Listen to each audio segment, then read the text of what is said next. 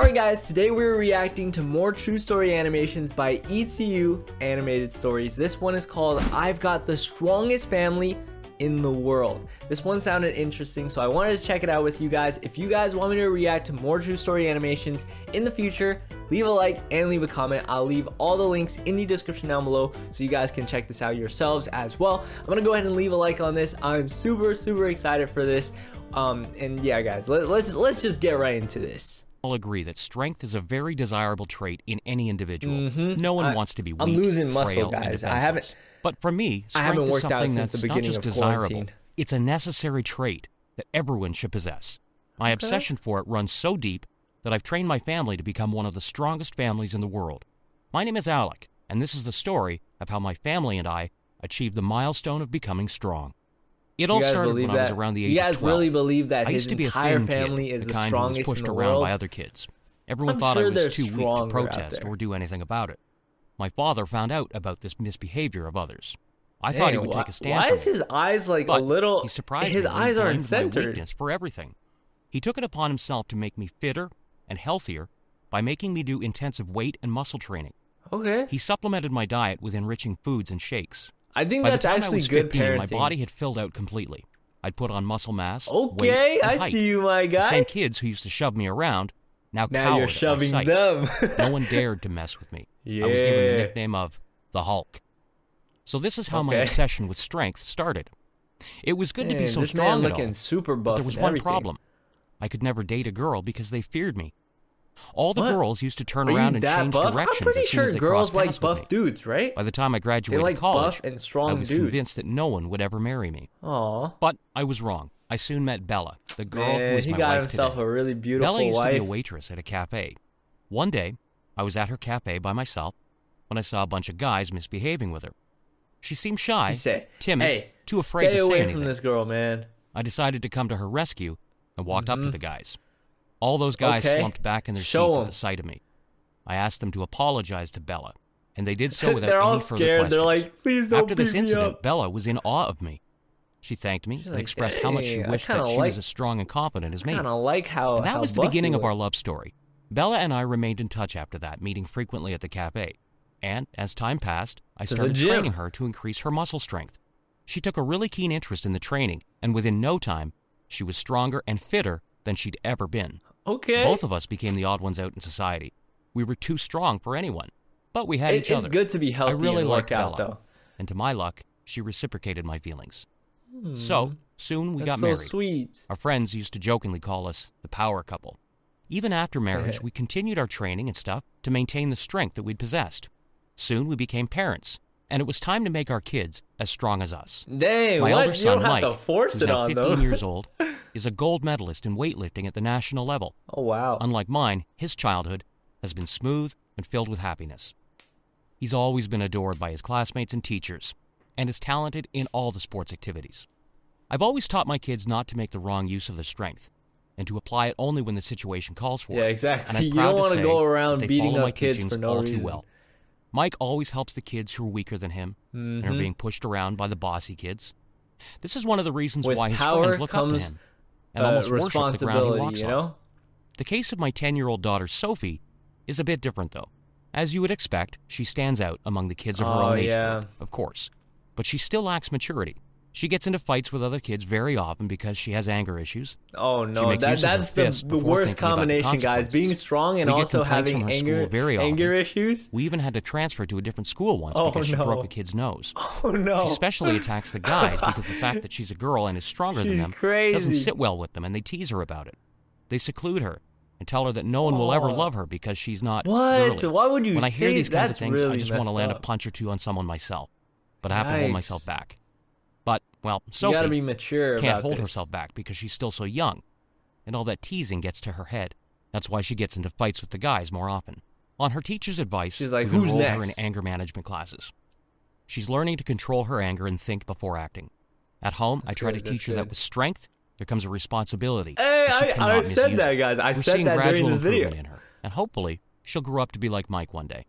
So, this is how my obsession drove me to make my family the strongest.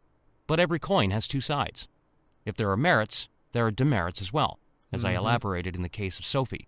I just hope that people don't outcast my kids just because they're differently talented. Yeah, I wish everyone is accepting and appreciative of them in the future. I think it's good to work out and be healthy because honestly, you want to live a longer life, right? So it's good to work out, stay healthy, but I don't know about the strongest in the world. Maybe you shouldn't work out that much until you're like super big and buff like the Hulk. But yeah, this one was really short, so let's watch one more one. It'll probably be about a family or something like that. And I was right. This one is called Quadruplets Brothers, Born to Ruin My Life. Wait, quadruplets?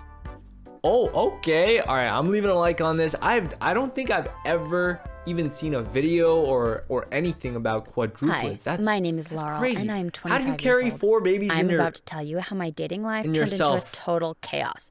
And I ended up dating 4 different guys.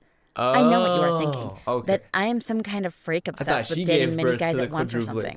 Trust me, I am not. No one was more shocked than me when I found out that I was dating 4 guys. Huh? Just hear me out. Oh, they were probably switching out. There was this guy in my college. His name was Jordan. I used to like him a lot. But what can I say? He was completely out of my league. Like, he was on the top of the social ladder with his good looks and ever-increasing popularity. Dang, so while I was just your average girl with nothing interesting in my life whatsoever. However, I did get opportunities at times to talk to Jordan. We were in the same group for our chemistry project. So I often saw him and communicated with him, even though it was about the topic of our study. Pathetic, I know. But I was ready to take you gotta get started somehow. One day, I received a sudden text from Jordan. He had asked me to come to his home so we can proceed with our project and complete it before the little deadline. Text message I was conversation over the moon, did not of make course. sense. I quickly got ready and took a cab to his home. He lived at an enormous mansion, and I stood gaping at the elegance of it. I was greeted by Jordan himself at the door. He ushered me in and wrapped an arm around my shoulder casually. My cheeks heated up. And then Jordan she saw was never 3 this casual other with Jordans. me. He seemed to be in a particularly good mood that day. He took me upstairs to his room and asked me to sit on the bed. I pretended to not hear him and took a seat on the study table. He frowned at me but let it slide and lied down on his bed. I asked him some questions related to our chemistry project, and he gave me vague, confusing answers with each one. Yeah, this should have been my Jordan, second clue to the fact that he was not on his usual behavior. The first was his casualness with me. It's not the same person, guys. He asked me if I wanted to watch a movie. On one hand, I was skeptical, but on the other, I couldn't let this opportunity go. Love blinds you guys. And we both sat on his bed with a bowl of popcorn to watch a movie. My heart was racing halfway through the movie when Jordan held my hand. His name was probably After the movie was Josh over, or he something. turned to me and told me sincerely that he enjoyed my company. He asked me to be his girlfriend. I ignored all the warning bells in my head and said yes without missing a beat. The next day in college, when I saw him in class, I went in for a hug. But it turned into something completely embarrassing when Jordan dodged my hug and raised his hands to stop me. "Whoa, what's gone into you, Laurel?" he asked me in shock. I apologized, thinking that maybe he was not that comfortable with me after all. We had just started dating. Oh, no. The whole period, we worked on the project together, and I was surprised to see that Jordan was more interested in it than he was at his home. Was this all planned, evening, or I got what a is text this? From him again, I don't understand. Asking me to come to his home. What about come to at my his house home, today? He was more open and comfortable with me. He even initiated contact with me himself. So this she dual didn't behavior see any... went on for quite a few days. So she didn't at see college, any he would be cold and aloof, while at home, he would be more comfortable with me. This duality was starting to give me a whiplash. So she didn't One see the day at his pictures home, of all I the confronted brothers? him about this. He got all nervous and said that he was under a lot of stress when in class. That's why he used to be aloof. The next day in class, however, he was considerate of my words and didn't push me away like always. He was quite affectionate towards me. This kind of gave me an unsettling feeling, though. How could one person behave so differently at different times? One day, I went to his home unannounced. I was passing by and thought that I would stop and say hi to him. The door was opened by their gardener. I asked him to take me to Jordan's room. He took me to the room on the 3rd floor. That was the first time I was on that floor. Jordan had always taken me to a different room. I turned the doorknob and announced my arrival. Oh my gosh. All colors from my face drained when I saw the scene before me. Jordan was making out with a girl. What the freak? I immediately turned around in rage, not giving him a chance to explain. However, their house was so big that pretty soon I was lost in some corridor. I heard some noises coming from a room and thought of asking for help. I knocked on the door, but no one responded. I pushed the door open and did a double take at the scene before me. She was like, wait, a guy was sitting on a bed with... Jordan Part 2? Or was it Jordan's ghost? How else could it be explained? Uh-oh. It was impossible for Jordan to be physically present in 2 places at once. I screamed and ran downstairs. Finally, after a lot of wandering here and there, I found the main door. I was about to exit when the door opened to reveal 2 more Jordans. Yes, I am not even kidding. 2 identical guys were standing in front of me. She wasn't ready for Both of them seemed equally shocked to see me. She was not ready for 2 more I had been guys. played. It all clicked in place now. They were quadruplets, and they were taking turns dating me, or should I say, fooling me. The crazy fact is that no one knew that Jordan had 3 identical brothers. Goodness. Who knew what they were really up to. It seems like they developed a number of tricks together in order to fool the entire school and society itself. That is so evil, I didn't wait to hear their explanation and ran out of there. That is so evil. The next day, however, I saw Jordan, or whoever it was, talking to some other girl. I've heard of twins doing something like this before, but not I saw him and the girl getting close. I was practically seeing myself in the girl.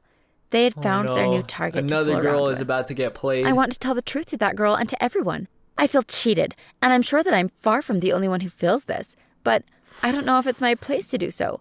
Moreover, I still have to work on an important project with Jordan and earn credits. I don't want to tick him off and lose credits, as selfish as it sounds. To top it all off, my heart is still broken by what they did to me. Wow. I can't make sense of things. What should I do?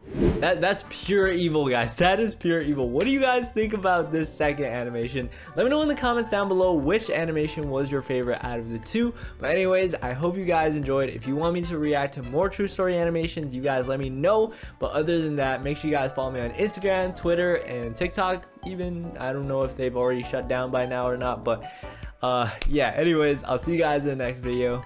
Peace.